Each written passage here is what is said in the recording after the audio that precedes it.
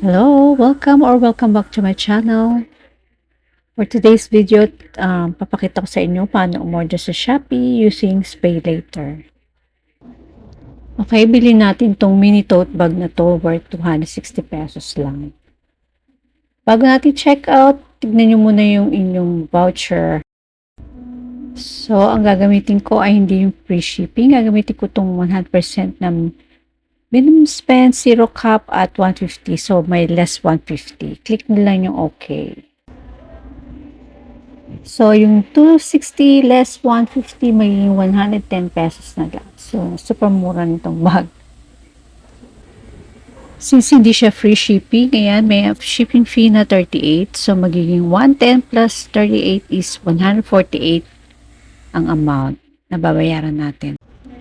Yan, check nyo yung payment method nyo. Yan, naka-default yung SpayLater. Pero pagka ayaw nyo, i-click nyo lang yung payment option. May lalabas dun kung COD or credit card, etc. Yan, since SpayLater gagamitin natin, makikita nyo dyan kung magkano yung babayaran nyo pagka 1 month, 3 months, 6 months, and 12 months. So, gagamitin natin ay yung 1 month lang. So, 153.85 lang babayaran ko sa aking due date.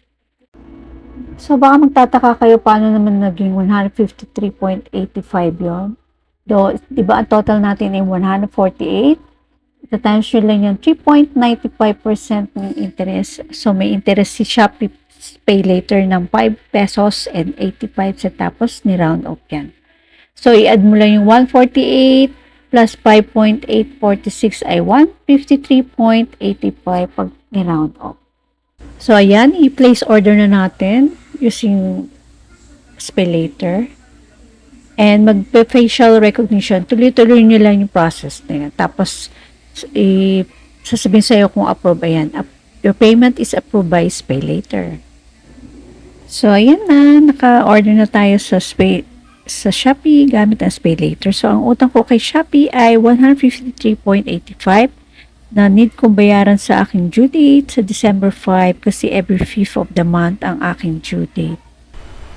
Ang credit limit ko ay 20,000. So, minus yung 148. Hindi kasama yung interest. Kaya naging 19,852 na lang ang aking credit limit. Babalik uli yan sa 20,000 pag na fully paid ko na. Next video naman ay papakita ko paano bayaran ang SpayLater. Okay, tandaan nyo, pagka ginamit nyo yung SpayLater nyo, kailangan babayaran nyo yan on time sa due date nyo para hindi kayo magkaka-penalty. Okay? Huwag nyong gamitin yung SpayLater nyo pagka wala kayong balak magbayad or hindi nyo kayang magbayad on time. Kasi tatawagan kayo lagi ni Shopee or magkaka-penalty kayo buwan-buwan. Thank you for watching and comment down below pag meron kayong tanong.